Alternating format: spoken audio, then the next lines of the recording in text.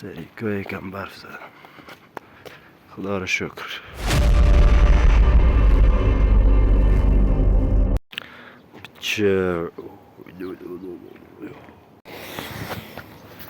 سلام دوستان، روز صبح بخیر. امشب یکم بارش زده و ما هم بریم سر کار. یکم هوا خوبه دیگه، امشب بس بدم. خب بریم دیگه. سریکا یکم برف زدم، خدا رو شکر. خب دوستا، آمدیم سر کار و یکم بوتون درست کردیم و کافه آبنبار زدیم و سیمانش هم تمام شد و فقط مونده کافه استخره. اینم از آبنبار، ببینید اینم از بوتونی که میخوایم کافه استخر بریزیم. البته کمه هنوز.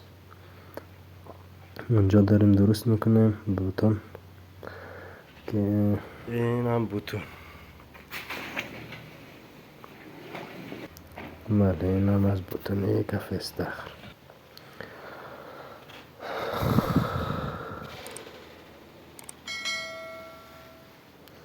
خب دوستا، کاریگری دیگه اینجوری باید بزرگ کنیم.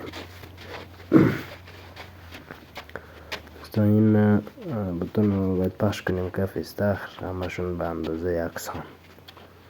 یعنی همه جا باید یک اندازه بوتون پخش کنیم و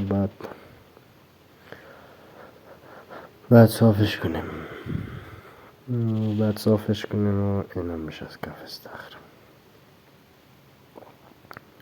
خب دوستا، این کارا واقعا خسته کننده و سنگینه، ولی خب دیگه باید چیکار کنیم دیگه. کارگری باید کار کنیم. بله دوستا، این بوتون هم یکم بیمونه زیرش سفت میشه. نگاه کن الان زیرش سفت شد.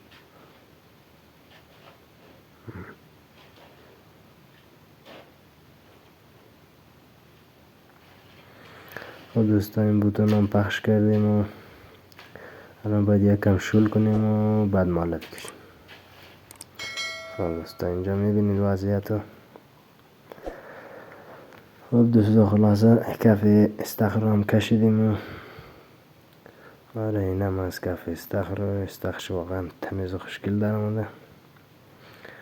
آره اینم از کافه استخر. اون سطلر هم که گذاشتیم واسه جای پمپ. خدا یارتون.